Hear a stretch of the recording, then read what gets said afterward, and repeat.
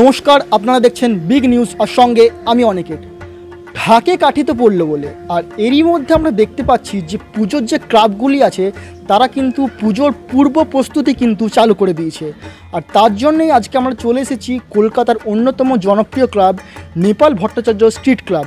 এখানে আমরা দেখে নেব যে এখানে কি থিমে এবছর পুজো করা হচ্ছে, কি প্রতিমার মধ্যে কি নতুন চমক দেখতে পাবো। দক্ষিণবঙ্গে বিভিন্ন অঞ্চলে বারা ঠাকুর নামে এক দেবীর পুজো করার চল আছে। কোথাও লক্ষ্মী গণেশ রূপে বা কোথাও শিব দুর্গা রূপে এই ঠাকুরের পুজো করা হয়। মূলত বাঘের থেকে বাঁচার জন্য এবং পরিবারে শান্তির জন্য এই ঠাকুরের পুজো হয়।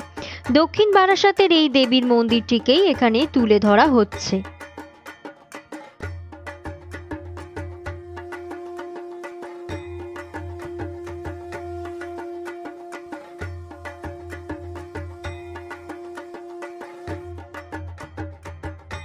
নমস্কার, ইতিমধ্যেই আমাদের সঙ্গে আছেন নেপাল ভট্টাচার্য স্ট্রিট ক্লাবের সেক্রেটারি অভিজিৎ বোস।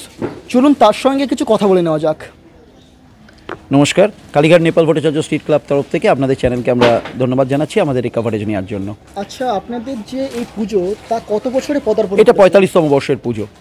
আমরা 45 বছর আগে থেকেই পুজো করি, কিন্তু আমাদের সাবেকি পুজো হয়েছে 2006 সাল অবধি। 2006 সালের পর থেকে আমরা থিম পুজোর আঙিনায় পা দিই এবং তারপর থেকেই প্রতি বছরই আমরা থিমের আঙিনায় প্যান্ডেলটাকে সাজিয়ে তুলছি। আচ্ছা, এই বছরের থিম কি? এটা হচ্ছে 12 ঠাকুরের থান। এই জায়গাটা হচ্ছে দক্ষিণ বারাসাতের একটি জায়গা, সেই জায়গাকেই আমরা এখানে তুলে ধরছি। আসলে দক্ষিণ বারাসাতের থেকে শুরু করে আপ টু সুন্দরবন অবধি বিভিন্ন জায়গাতেই এই একটি দেবীর প্রচলন আছে যেটার নাম হচ্ছে বারা ঠাকুর। সেইটাকেই আমরা আমাদের মধ্যে থেকে 12 ঠাকুরের থান বলে এখানে তুলে ধরছি। এইটা মূলত হচ্ছে বাঘের থেকে বাঁচতে বা ঘরের শান্তি রক্ষার্থে বা ঘরের লক্ষ্মী নারায়ণ রূপে বা শিব দুর্গা রূপে এই মূর্তির পুজো হয়ে থাকে। আচ্ছা, এই যে বিষয়টি, এই যে থিমটি, সেটা কিভাবে ভাবলেন? না, আমরা থিমটা এইভাবে ভাবি, মনে করুন প্রতি বছরই আমাদের পুজো শেষ হয়ে যাওয়ার পরই আমরা পরের বছরের থিমের আঙিনায় শুরু করে দিই। তো এই বছরও আমরা খুঁজতে খুঁজতে পৌঁছে গেছিলাম হচ্ছে দক্ষিণ বারাসাতে। সেখানে আমাদের মণ্ডপের সমস্ত যারা আমাদের ক্লাবের মেম্বাররা আছে তাদের ভালো লাগে জায়গাটা। আমরা ভাবি আমাদের এই ছোট্ট গলিতে কীভাবে সেটাকে সাজিয়ে তোলা যাবে, সেই হিসাবেই আমরা এই বছরও বেছে নিয়েছি ওই থিমটাকে বেছে নিয়েছি। আচ্ছা, আগের বছর কি থিম ছিল আপনাদের? আমাদের আগের বছর ছিল হচ্ছে ইচ্ছা মূর্তি। এই ইচ্ছা মূর্তিটা হচ্ছে আমাদের বাঁকুড়া জেলার একটা জায়গাকার প্রেক্ষাপট, সেখানকারটা আমরা এখানে তুলে ধরেছিলাম। এটি সমতল ট্রাইবাল সংস্কৃতির এখানে একটা মন্দির তুলে ধরেছিলাম। কীরকম প্রতিক্রিয়া? খুব ভালো প্রতিক্রিয়া, যেমনি পুরস্কারের প্রতিক্রিয়া তেমনি প্রতিদিন যে প্রায় 1 লক্ষের উপর ভিউয়ার্স আমাদের তারা এসছে।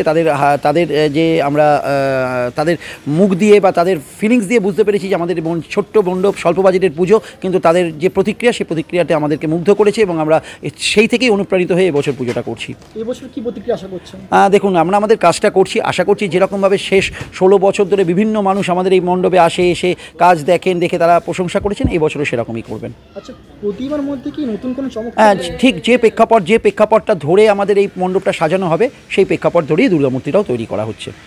আচ্ছা, আপনাদের যে প্রতিমা তা কতটা পরিবেশ বান্ধব? হ্যাঁ, কারণ হচ্ছে পুরোটাই লেট ফ্রি আছে, যার ফলে গঙ্গায় পড়লে সেটা যাতে দূষিত না হয় তার জন্য আমরা অবশ্যই ভেবেছি।